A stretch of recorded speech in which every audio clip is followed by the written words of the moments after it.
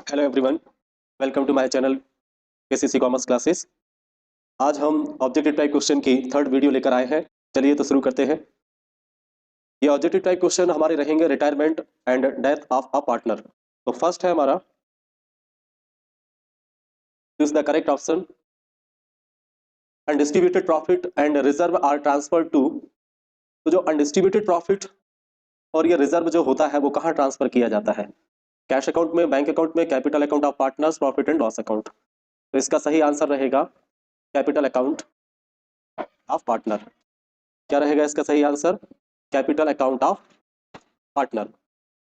ठीक है, तो जितने भी अनडिस्ट्रीब्यूटेड प्रॉफिट का मतलब ऐसा प्रॉफिट जो अभी तक बांटा नहीं गया है और जो रिजर्व मेंटेन किया है उस पर पार्टनर्स का राइट होता है, इसलिए वो पार्टनर्स के कैपिटल अकाउंट में जाता है। सेकंड है, on retirement of a partner his capital account will be credited with.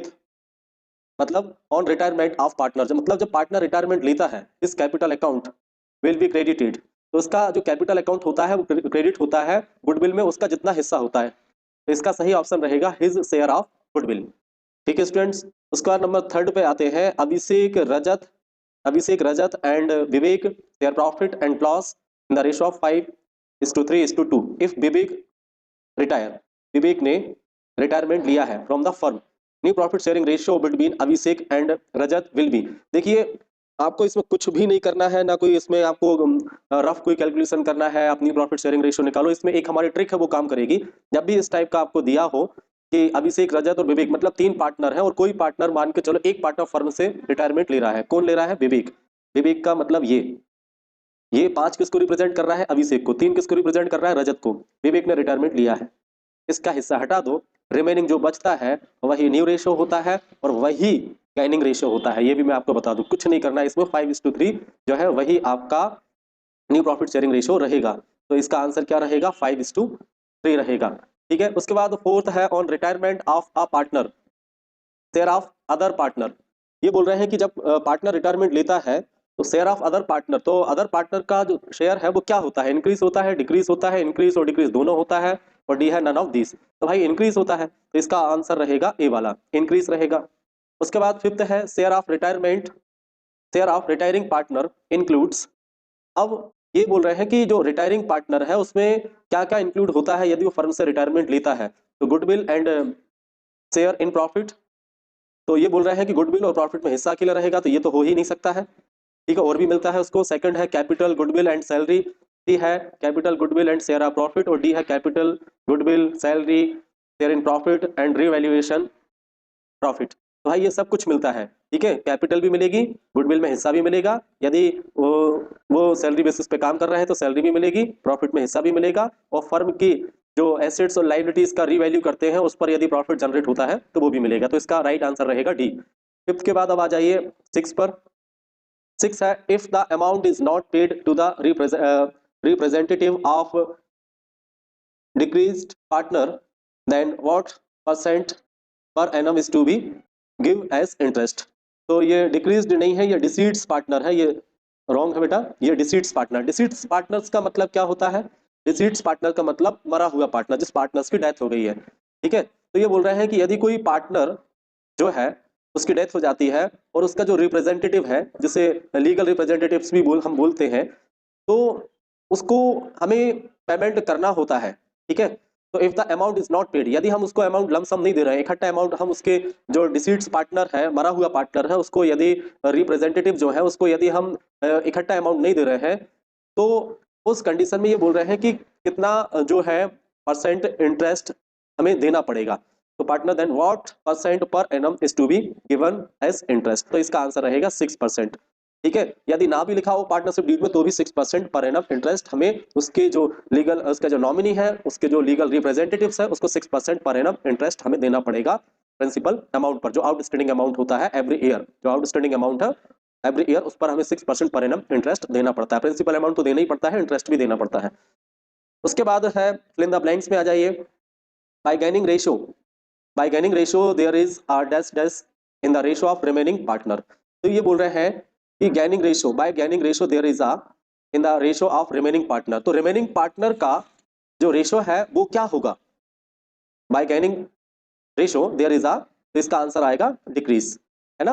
ये लिखा भी है हिंदी में भी, देखिए लाभ अनुपात प्राप्त करने से यदि कोई पार्टनर जो है वो उसको गेन हो रहा है तो रिमेनिंग जो पार्टनर है उनको क्या होगा, ठीक है भाई, रिमेनिंग पार्टनर का जो हिस्सा है वो कम होता है। और ऐसा एडमिशन के केस में होता है। एडमिशन के केस में जब नया पार्टनर आता है तो वो गेनिंग के लिए आता है, तो ऑब्वियसली जो रिमेनिंग पार्टनर है उनका हिस्सा कम हो जाता है, ठीक है, तो इसका डिक्रीज रहेगा। सेकंड है when retired partner is paid the amount payable in annual instalment. When retired partner is paid the amount payable in annual instalment then the account maintain is partners loan account, इसका आएगा partners loan account, ठीक है। तो when retired partner, जब partner retirement लेता है तो उसको जो अमाउंट हम देते हैं, ठीक है, वो इंस्टॉलमेंट में देते हैं। एनुअल इंस्टॉलमेंट मतलब साल में एक बार हम अमाउंट देंगे, तो उसके लिए हम पार्टनर्स लोन अकाउंट मेंटेन करते हैं, तो इसका पार्टनर्स लोन अकाउंट आएगा। थर्ड पे आ जाइए, थर्ड है in dash dash a partner can leave the firm by giving a written intimations, इसका आएगा partnership at will, partnership at will, ठीक है। उसके बाद है फोर्थ है on the death of partner claim amount is given to legal representative. मतलब जब किसी पार्टनर्स की डेथ हो जाती है, ठीक है, जब किसी पार्टनर्स की डेथ हो जाती है तो फिर अमाउंट किसको दिया जाता है भाई, वो तो सरवाइव कर नहीं रहा है, वो तो जिंदा है ही नहीं, तो उस कंडीशन में उसके जो लीगल रिप्रेजेंटेटिव्स हैं उनको हिस्सा दिया जाता है, ठीक है, जो भी क्लेम का अमाउंट होता है।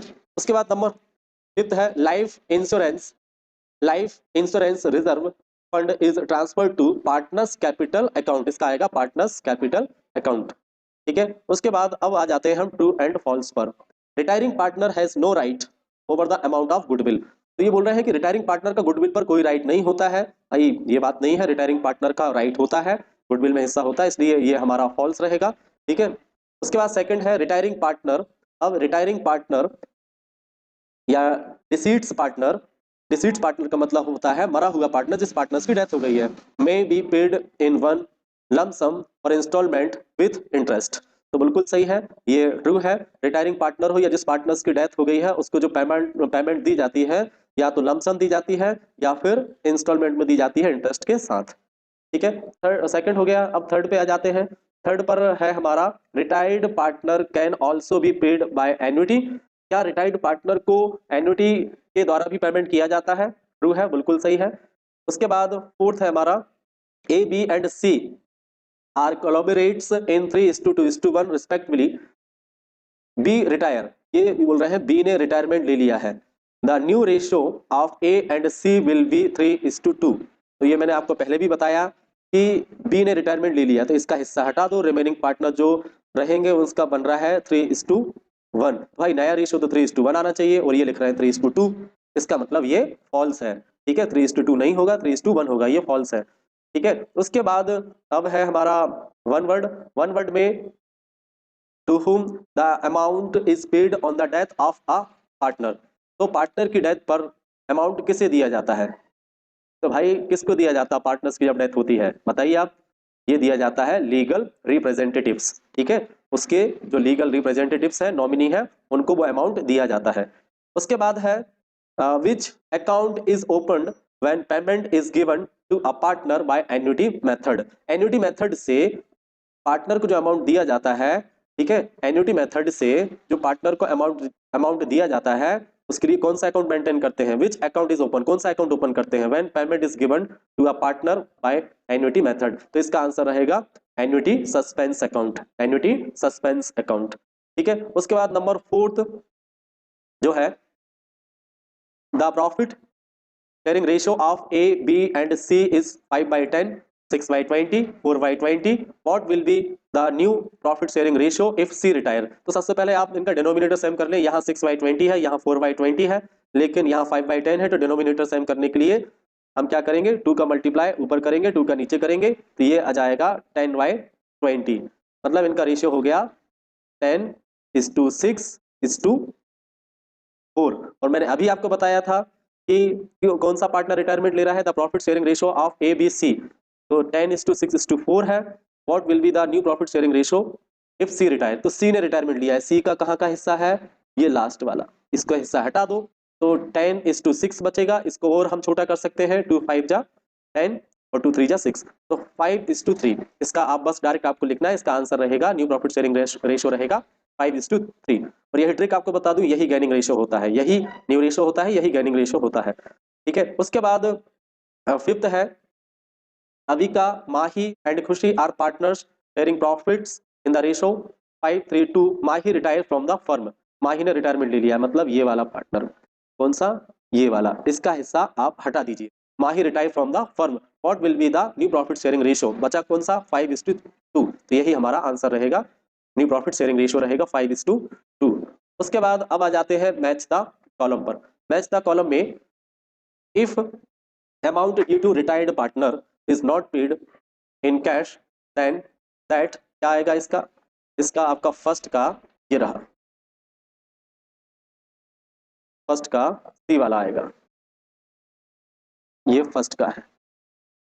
In liability side of balance sheet of remaining partner, मतलब यदि कोई रिटायर्ड पार्टनर है, ठीक है, उसको अमाउंट यदि आप कैश में नहीं दे पा रहे हैं तो भाई आपकी तो लायबिलिटीज क्रिएट हो रही है, तो ये बैलेंस शीट में आपको लायबिलिटी साइड लिखना होता है। ये फर्स्ट हो गया। उसके बाद फिर सेकंड है in case of non payment of the amount due to the representatives of deceased partner, ये डिक्रीज नहीं होगा, डिसीट्स पार्टनर होगा, ये टाइपिंग मिस्टेक है बेटा। तो ये डिसीट्स पार्टनर जो है, डिसीट्स पार्टनर ही is entitled to receive interest. ठीक है, क्या बोल रहे हैं ये, यदि कोई भी जो डिसीट्स पार्टनर है उसके जो लीगल रिप्रेजेंटेटिव्स है, उसको जो अमाउंट जो पेबल है यदि हम उसको नहीं दे रहे हैं तो उस कंडीशन में वह कितना परसेंट इंटरेस्ट पाने का अधिकारी है। तो इसका रहेगा, अभी आया था एमसीक्यू में भी पूछा गया था, 6% पर एनम, क्या रहेगा, 6% पर एनम। तो ये हमारा सेकंड का रहेगा 6% पर एनम।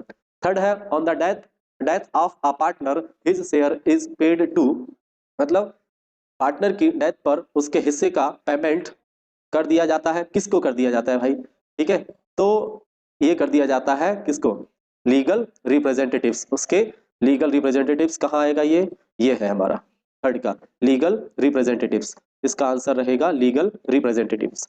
उसके बाद फोर्थ पे आ जाइए, फोर्थ है हमारा taking retirement from firm. Taking retirement from firm मतलब फर्म से रिटायरमेंट लेना, तो फर्म से रिटायरमेंट लेना जो है क्या होता है, क्या बोलते हैं इसको, रिटायरमेंट बोलते हैं। तो फोर्थ का ये हो जाएगा, ये फोर्थ का रिटायरमेंट बोलते हैं। उसके बाद है retiring partner get, retiring partner को क्या मिलता है भाई, ठीक है, तो रिटायरिंग पार्टनर को गुडविल में हिस्सा मिलता है, ठीक है, हिज और हर शेयर ऑफ गुडविल, ये फिफ्थ का आंसर रहेगा। ठीक है, आशा करता हूं ये एमसीक्यू और ऑब्जेक्टिव टाइप क्वेश्चंस की सीरीज आपको पसंद आ रही होगी। तो सभी से रिक्वेस्ट है चैनल को लाइक करें, सब्सक्राइब करें और दोस्तों के साथ शेयर करें। मिलते हैं अगली वीडियो में।